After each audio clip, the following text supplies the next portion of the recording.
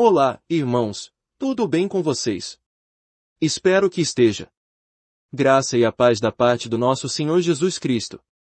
Estamos dando início hoje a mais uma série de comentário bíblico, agora na Cartas aos Coríntios. Antes de iniciar a exposição para vocês, irmãos querido, peço que vocês cliquem nesse botão vermelho à direita para se inscrever no canal Teologia Reformada. Não custa nada para vocês, mas para mim ajudará demais. Ative o sininho para ser avisados de novos conteúdos. Também compartilhe em suas redes sociais. Interaja conosco, irmãos, através dos comentários sugerindo os conteúdos que vocês desejam aprender e mandando sugestões de conteúdos.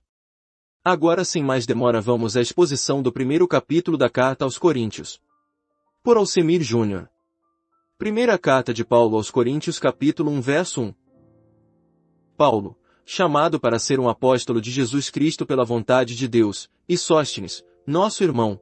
Aqui Paulo volta a usar a expressão apóstolo, em seu sentido restrito, os que viram e foram comissionados pelo próprio Jesus ressurreto, Marcos 6 verso 30 e Hebreus 3 verso 1. Paulo publica seu título em quase todas as suas cartas, menos com o objetivo de confirmar sua convocação apostólica como arauto de Jesus, autoridade essa que seus opositores procuravam contestar, 2 Coríntios 11. 1 Coríntios 1 verso 2. A Igreja de Deus que está em Corinto, para os que são santificados em Cristo Jesus, chamados para serem santos, com todos os que em todo lugar invocam o nome de Jesus Cristo nosso Senhor, tanto deles como nosso. Paulo usa a expressão, Igreja de Deus, somente aqui, em Atos 20 verso 28 e 2 Coríntios 1.1. No Antigo Testamento, a expressão equivalente usada é Assembleia do Senhor. 1 Coríntios 1, 3 e 7.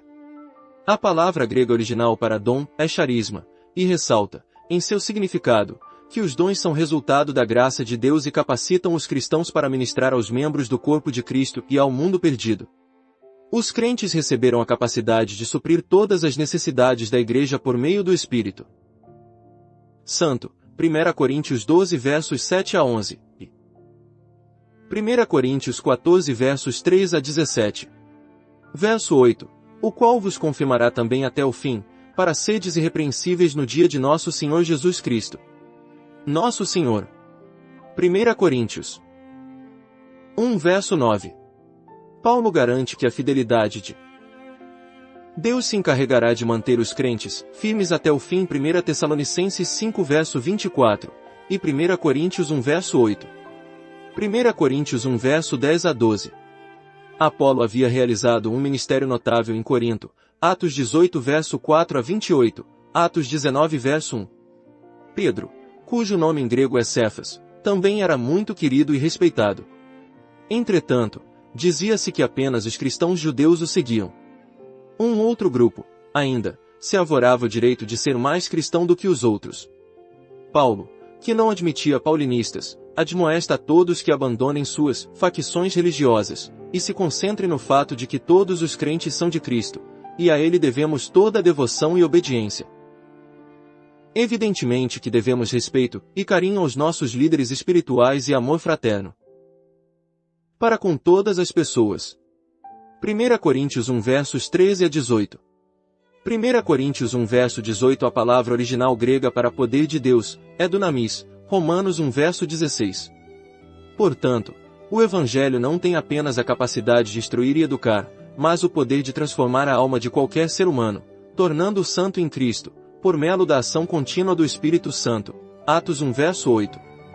Porque está escrito, eu destruirei a sabedoria dos sábios e reduzirei a nada o entendimento do prudente. 1 Coríntios 1 verso 19. Paulo não está condenando todo o saber secular, mas sim as ideias filosóficas que procuram destronar Deus do comando do universo e das vidas dos indivíduos na Terra. A citação é extraída de Isaías 29 verso 14, texto em que Deus condena a política dos sábios de Judá, os quais tentaram negociar um acordo com o Egito ao serem ameaçados pelo rei Senaqueribe, da Assíria. Os cidadãos de Corinto eram extremamente politizados e dados a questionamentos. Aristides dizia que em todas as ruas de Corinto achava-se algum suposto sábio, que tinha soluções para todos os problemas do mundo. 1 Coríntios 1 hora e 21 minutos. Visto que, na sabedoria de Deus, o mundo não conheceu a Deus pela sua sabedoria, agradou a Deus salvar os que creem pela loucura da pregação. A expressão proclamação da mensagem deriva do significado geral do termo grego original querigma.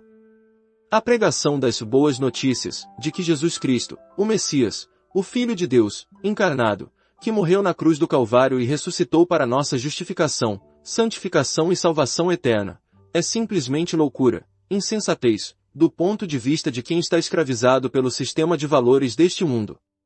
É interessante notar que o vocábulo creem está no original grego no tempo presente contínuo do verbo, o que indica uma fé diária e constante.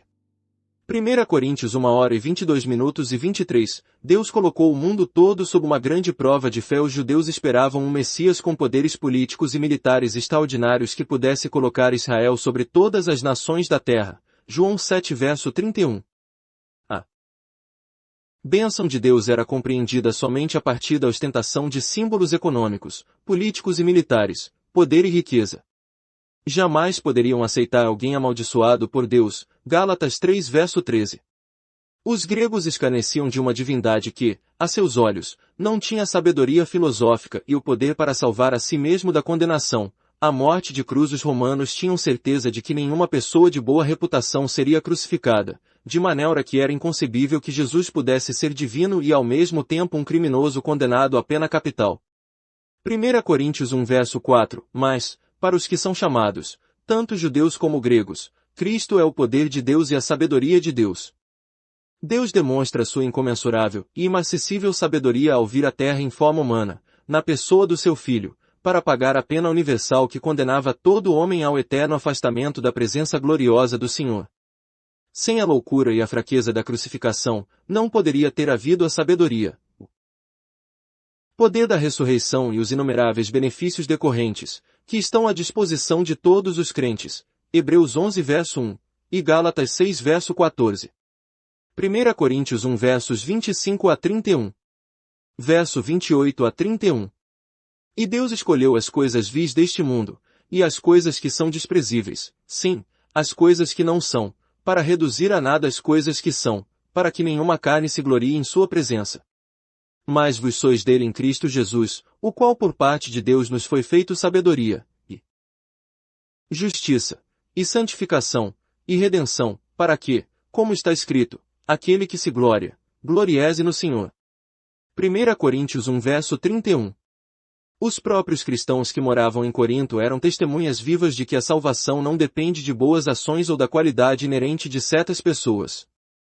Portanto, quando alguém é contemplado com o dom da salvação deve orgulhar-se, gloriar-se, na misericórdia do Senhor. Jeremias 9:24.